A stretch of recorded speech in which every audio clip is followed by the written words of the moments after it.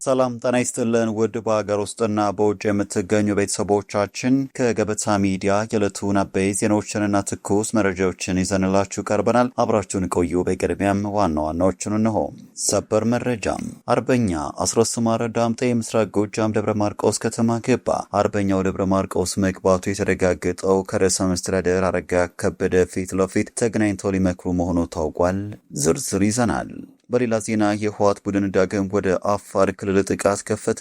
ጨለማን ተገና አድርገው ከፍተኛ የሰው ኃይል በማሰማራት አፋር ክልልን ለመውረር የሞከረው የህወሓት ቡድን በከፍተኛ ሁኔታ መደምሰሱ ተሰምቷል። የምትሰሙት ጉዳይ ነው። ይህ በእንዲህ እንዳለ ደግሞ ህወሓት በምንም አይነት ሁኔታ በትግራይ ህዝብ ጥቅም ላይ እንደማይደራደር የህወሓት ጽህፈት ቤት ኃላፊና ስራ አስፈጻሚ አባል ወይዘሮ ፈትለወርቅ ገብረ እግዚአብሔር ሞንጀሪኖ ተናግረዋል። ኃላፊዋ ወጣቶችን በግዳጅ እያፈሳች ነው የሚለው መረጃ መሰረተ ቢስ ማለታቸው ተሰምቷል። በዝርዝር የምትሰሙት ነው። በሌላ በኩል ግብጽ ህዳሴ ግድብን በተመለከተ አዲስ አቋም ይዛለች። የተለመደ ፉከራም ተላልፏል። ይዘነዋል። ቻናሉን ሰብስክራይብ፣ ቪዲዮ ላይክ በማድረግ እስከ ፍጻሜ አብራችሁን እንድትቆዩን በአክብሮት እንጠይቃለን። ወደ ቀዳሚ ጉዳያችን እንሻገራለን። አርበኛው አስረስ ማረ ዳምጤ የምስራቅ ጎጃም ደብረ ማርቆስ ከተማ መግባቱ ተሰማ። አርበኛው ደብረ ማርቆስ መግባቱ የተረጋገጠው ከርዕሰ መስተዳድር አረጋ ከበደ ፊት ለፊት ተገናኝተው ሊመክሩ መሆኑ ታውቋል። በአማራ ክልል ሰላምን ለማስፈን በሚደረገው ጥረት በአፋብኃኝ የውጭ ግንኙነት መምሪያ ኃላፊ እንዲሁም በጎጃም የቴዎድሮስ ከፍተኛ አመራር የሆነው አስረስ ማረ ዳምጤ ከክልሉ ርዕሰ መስተዳድር አረጋ ከበደ ጋር መነጋገር ደብረ ማርቆስ ከተማ ቀጠሮ መያዛቸው ተሰምቷል። በዚህም አርበኛው ከአጃቢዎቹ ጋር በመሆን ደብረ ማርቆስ ከተማ መግባት የተረጋገጠ ሲሆን ከአማራ ክልል መንግስት ጋር ከተደራደረ በኋላ ትጥቅ እንደሚፈታና ሰላማዊ ህይወቱን እንደሚቀጥል ከውስጥ ምንጮች የተገኘው መረጃ አረጋግጠዋል። ባለፉት ሳምንት አስረስ ማረ ዳምጤ ከክልሉ መንግስት ጋር ወደ ሰላማዊ ውይይት ለመግባትና የጋራ መግባባት ላይ ለመድረስ እንቅስቃሴዎችን ሲያደርግ መቆየቱ ይታወሳል። በዚህ ወሳኝ የድርድር ሂደት አስረስ ማረ ዳምጤና ጥላሁን አበጀ ከክልሉ ርዕሰ መስተዳድር አረጋ ከበደና ከአብዱ ሁሴን ጋር በሚደረገው ንግግር ዋና ተሳታፊዎች ሆኖም ቀርበዋል። የድርድሩን ሂደት ለማሳለጥ ከአፋሕድ አመራር የነበሩት ማስረሻ ሰጤና ፕሮፌሰር ኢያሱ አባተ ከፍተኛ የማሸማገል ሚና እየተጫወቱ እንደሚገኙ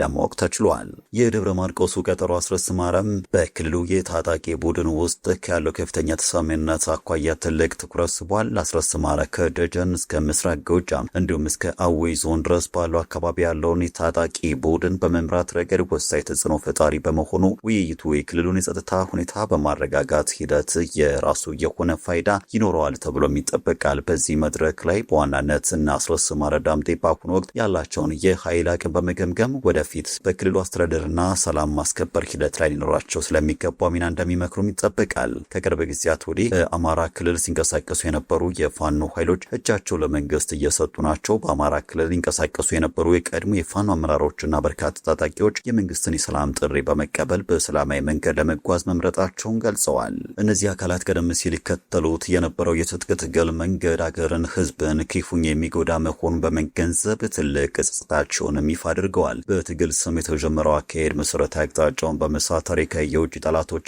በውጭ የጥፋት ኃይሎች ፍላጎት መጠለፉንና ለግል ጥቅም ማካበቻ መሆኑን በተጨባጭ መረዳታቸውን አስታውቀዋል። ይህ የሰላም አማራጭ በክልሉ ላይ የደረሰውን ማህበራዊና ኢኮኖሚያዊ ኪሳራ ለማስቆም፣ መሰረተ ልማቶችን ከውድመት ለመታደግ፣ ህጻናትን ወደ ትምህርት ገበታ ለመመለስና የህዝቡን ጥያቄዎች በውይይት ለመፍታት ትልቅ ዕድል እየፈጠረ ነው ተብሏል። ይህን የሰላም ስምምነት ተከትሎ ከፍተኛ ተሰሚነት ያላቸው አንጋፋ የንቅናቄው መሪዎች ጭምር ወደ ሰላማዊ ህይወት መመለሳቸው ለቀጣዩ ሰላም ግንባታ ሂደት እጅግ የላቀና አዎንታዊ የሰላም አንድምታ እንዳለው ነው የተገለጸው። የታወቁና በጦር ሜዳው የነበሩ እንደ አርበኛ አስረስ ማረ ዳምጤ ያሉ አንጋፋ መሪዎች ትጥቅ ፈተው የሰላም አብሪ መሆናቸው በትጥቅ ትግል የሚመለስ የህዝብ ጥያቄ እንደሌለ በተግባር የሚያሳይ ከመሆኑ በላይ በጫካ የቀሩ ቀሪ ታጣቂዎችም ተመሳሳይ ጥበባዊ ውሳኔ እንዲያሳልፉ ትልቅ የሞራልና የስነ ልቦና መነቃቃትን እንደሚፈጥር የዘርፉ ምሁራን አመላክተዋል።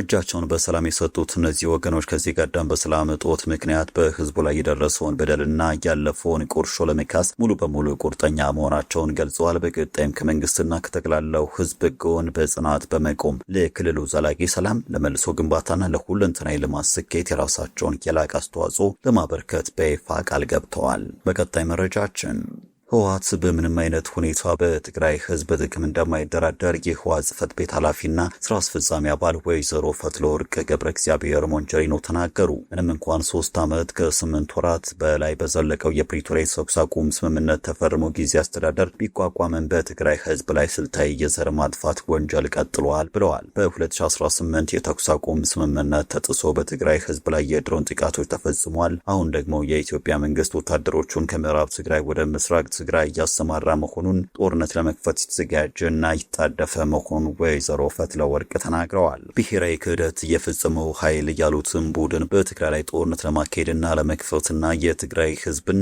ትግል በማዳከም ረገድ ጉልህ ሚና እየተጫወተ መሆኑን ወይዘሮ ፈትለወርቅ አክለዋል። በጀት፣ ነዳጅና ሌሎች መሰረታዊ ሸቀጦች ሁለንተናዊ ክልከላዎች በማድረግ በትግራይ ህዝብ ላይ ጦርነት ለመክፈት የሚሯሯጠው ኃይል ትታው አሜሪካና አውሮፓ ህብረት ለህወሓት የሰጡት መግለጫ በዳይ እያለ ለተበዳይ ተጽዕኖ ጫና ለመፍጠር የተደረገው ሂደት ተቀባይነት የሌለውና ተገቢ ያልሆነ ነው ሲሉም ተናግረዋል። አሜሪካ ሄርላይንስ በማለት የቪዛ ማዕቀብ የጣለችው እንደ ግለሰብ ሳይሆን ለፓርቲው መርሆች የሚጻረር ስለሆነ የማግባብነት የሌለው ነው ብለዋል። የትግራይ ህዝብና የህወሓት ጥያቄ የራሳቸው ማስተዳደርና የራሳቸውን ዕጣ ፈንታ መወሰን ነው። ይህን ማድረግ ደግሞ ጫና ማድረግ አያስፈልግም።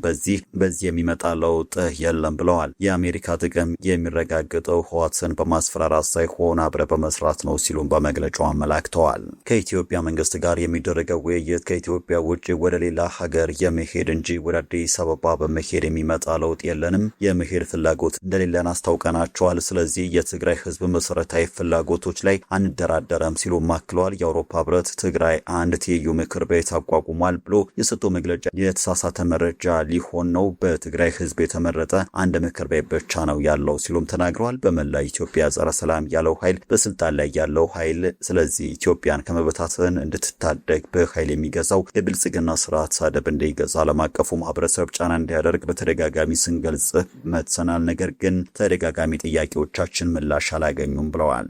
በተለያዩ የሚዲያ ተቋማት የወጣቶች አፈሳ እየተካሄደ ነው ተብሎ እየተሰራጨ ያለው ሆን ተብሎ የትግራይን ህዝብ ለማዳከም ህዝቡን ለማሸበር የተሰራ ሴራ ነው ሲሉ መረጃውን አጣጥሎታል። በትግራይ ውስጥ ሌላ ሽብርተኝነት ለመፍጠር ያለመ ነው ብለዋል። በይደር ይቆይ የተባለው መንግስት ወደ ስራ መመለሱ በህዝቡ፣ በሰራዊቱ፣ በመንግስትና በህወሓት መካከል ያለው መናበብ በጥሩ ሁኔታ ላይ እንደሚገኝና የሄደ እንዳለ አመላክተዋል። በከፍተኛ ችግር ውስጥ ያሉ ተፈናቃዮች በተቻለ ፍጥነት በአጠረ ጊዜ መፍትሄ ማግኘት እንዳለባቸው አስገንዝበዋል። የትግራይን ህዝብ ህልውና ለማረጋገጥ ከትግራይ ውጭ ያሉ የትግራይ ተወላጆች ይሆኑ ያለው አማራጭ ታግለክ ማሸነፍ ስለሆነ ሁሉም አንድነታቸውን አጠናክረው ሊቀጥል ይገባል ሲሉም ጥሪ አቅርበዋል። ወደ ቀጣዩ መረጃ እንሻገር። ወደ አፋር ለመግባት የሞከረው የህወሓት ቡድን ተደመሰሰ።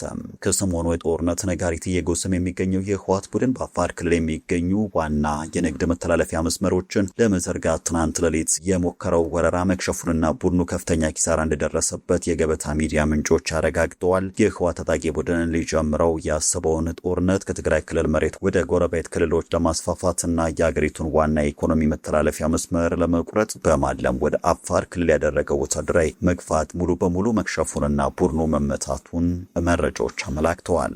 የህወሓት ኃይሎች በተለይም ስትራቴጂካዊ የሆኑትን የአፋር ክልል ፈንቲ ረሶ ወይም ዞን 4 ወረዳዎችን፣ ጭፍራንና የኢትዮ ጅቡቲን ዋና የትራንስፖርት ኮሪደር ለመቆጣጠር በከፍተኛ የሰው ኃይል ታግዘው መጠነ ሰፊ ጥቃት ሰንዝረው ነበር። ይሁን እንጂ ይህ የጥፋት ስምሬት በሳቀደው ልክ ሳይጓዝ በአካባቢው ጽናትና በጸጥታ ኃይሎች የተቀናጀ ምላሽ ሳቢያም ሳይሳካ ቀርቷል ነው የተባለው። ይህ የህወሓት ቡድን የጥፋት ጉዞ ለመክታት የሀገር መከላከያ ሰራዊት፣ የአፋር ክልል ልዩ ኃይል፣ ሚሊሻ፣ ታጣቂ የአካባቢው ነዋሪዎች በጋራ በመሰለፍ ጠንካራ የመከላከልና የመልሶ ማጥቃት እርምጃ ወስዷል የተባለ ሲሆን በነበረው ከፍተኛ ፍልሚያም ወደ አፋር ክልል ዘልቆ የገባው የህወሓት የጦር መዋቅር ከባድ ሰብአዊና ቁሳዊ ኪሳራ ደርሶበት የተመታ ሲሆን የተረፉት የቡድን አባላትም የያዟቸውን ታንኮችና ከባድ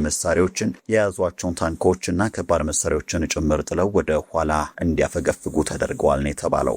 ሰርጎ የገባውን የህወሓት ቡድን ውጦ ለማስቀረትም በተደረገው ጥረትም ከፍተኛ ኪሳራ እንዳስተናገደን የተሰሙ የጸጥታ ኃይሎች በአካባቢው ላይ ሙሉ ቁጥጥር ማድረጋቸውንና የጠላት እቅድ ሙሉ በሙሉ መበታተኑ ተሰምቷል። ይህ በእንዲህ እንዳለ የህወሓት ቡድን ወደ አፋር ክልል መግባቱን ተከትሎ በንጹሃን ዜጎች ላይ የደረሰው ሰብአዊ ቀውስ እጅግ የከፋ መሆኑ ተገልጿል። ቡድኑ በከፈተው የከባድ መሳሪያ ድብደባ በርካታ ንጹሃን የአፋር እረኞች፣ እናቶችንና ህጻናት ለህልፈትና ለከፋ አካል ጉዳት የተዳረጉ ሲሆን በሺዎች የሚቆጠሩ ደግሞ ከቀያቸው ተፈናቅለዋል። በተጨማሪም ትምህርት ቤቶች፣ ጤና ተቋማትና የመጠጥ ውሃ መሰረተ ልማት በቡድኑ አማካኝነት መውደማቸው ተረጋግጧል። የመንግስትና የክልሉ አመራሮች የአፋር ህዝብ ለአገር ሉዓላዊነት የከፈለውን መስዋዕትነት በማድነቅ አካባቢው ሙሉ በሙሉ ከጥቃት ለመከላከልና የተፈናቀሉትን መልሶ ለማቋቋም ድጋፍ እየተደረገ መሆኑን በመግለጽ ዜናውን አጠቃለዋል። የትግራይን ወጣት ወደ ጦርነት በመማገድ ከፍተኛ በደል እየፈጸመ የሚገኘው የህወሓት ቡድን ክስ ሙሉ በመሪዎቹ በኩል ከፍተኛ የጦርነት ዝግጅት እያደረገ ስለመሆኑ ገበታ ሚዲያ መዘገባ ይታወሳል። ወጣቶችን ከየቦታው እያፈነ በኃይል ወደ ወታደራዊ ስልጠና እያስገባ የሚገኘው ቡድኑ በአማራና አፋር ክልሎች ድንበር አካባቢዎችም ተደጋጋሚ ትንኮሳ እያደረሰ ሲሆን እስካሁን ባለው ሂደትም በቡድኑ ላይ ከፍተኛ ኪሳራ እየደረሰበት ስለመሆኑ ታውቋል። በቀጣይ መረጃችን ግብጽ ያለ አስገዳጅ ዋስትና ወደ ህዳሴው ግድብ ድርድር እንደማትመለስ በቁርጠኝነት አስታወቀ። ትራምፕ ጣልቃ ለመግባት ፍላጎት አሳይተዋል። በህዳሴው ግድብ ዙሪያ ያለው ዲፕሎማሲያዊ ውጥረት በከፍተኛ ደረጃ ባገረሸበት በዚህ ወቅት ግብጽ ግልጽና አስገዳጅ ዋስትናዎች በሌሉበት ወደ ሶስትዮሽ ድርድር ጠረጴዛ ፈጽሞ እንደማትመለስ ይፋዊ በሩን መዝጋቷ ተሰምቷል። የሀገሪቱ የመስኖ ውሃ ኢነርጂ ሃኒስ ዌላም እንደተናገሩት ከድርድሩ የመውጣት ውሳኔ ፍጹም የማይናወጥ የመንግስት ውሳኔ መሆኑንና ካይሮ ከዚህ በኋላ የኢትዮጵያን የአንድ ወገን እርምጃዎች የምታስተናግድበት ምንም አይነት ፍሬ ቢስ ውይይት ውስጥ እንደማትገባ አስታውቀዋል። ይህ የግብጽ ጠንካራ አቋም የመጣው ፕሬዝዳንት አብዱልፈታህ አልሲሲና የአሜሪካው ፕሬዝዳንት ዶናልድ ትራምፕ በፈረንሳይ በተካሄደው የቡድን 7 ወይም G7 ጉባኤ ጎን ለጎን ባደረጉ ከፍተኛ ዲፕሎማሲያዊ ውይይት ማግስት ነው። ትራምፕ የታላቁ የኢትዮጵያ ህዳሴ ግድብ በታችኛው ተፋሰስ ሀገር ከባድ ችግሮችን እየፈጠረ መሆኑን በመጥቀስ አሜሪካ ልዩነቶችን በማጥበብና ዲፕሎማሲያዊ ጣልቃ ገብነት ለማድረግ ፍላጎት እንዳላት መግለጻቸው ግብጽን የልብ ልብ እንደሰጣትና ታሪካዊ ጠላትነቷን እንደገና እያደሰች ስለመሆኑ ይነሳል። ሚኒስቴር ስዌላም ዋሽንግተን በቅን መንፈስ ለመንቀሳቀስ እየሞከረች ነው ያሉ ሲሆን አዲሱ የድርድር ማዕቀፍ የ120 ሚሊዮን ህዝቧን ህልውና የሚወስነውን ታሪካዊ የአባይ ውሃ ድርሻ ሙሉ በሙሉ የሚያስጠብቅ ካልሆነ በስተቀር ግብጽ ወደ ኋላ እንደማትል በድጋሚ አስጠንቅቀዋል። ለዘመናት በአባይ ወንዝ ላይ አልምቶ የመጠቀም ፍላጎትና ቁጭት የነበራት ኢትዮጵያ የተፈጥሮ ሀብቶቿን አልምታ የመጠቀም መብቷን ተጠቅማ ግድቡን ዳር አደርሰዋለች። ይህ ለአፍሪካ ምሳሌ የሚሆነው ግድብ ኢትዮጵያን በውሃ ዲፕሎማሲ ረገድ ከፍተኛ ታማኒነት የሚጨምርለት ሲሆን ይህ ግን ለግብጽና ሌሎች ታሪካዊ ጠላቶች ሊዋጥ እንደማይችል ነው የሚነሳው። ያም ሆነ ይህ የግብጽ ሰሞነኛ ንግግር ከአሜሪካ የተሰማውን ድጋፍ ከማስተጋባት የዘለለ ትርጉም እንደማይኖረው ነው የሚነገረው። ውድ ተመልካቾቻችን ለዛሬ ያዘጋጀንላችሁ አበይት ዜናዎች እነዚህ ነበሩ። ገበታ ሚዲያን ሰብስክራይብ በማድረግ ቤተሰብ ይሁኑ። ጤና ይስጥልን።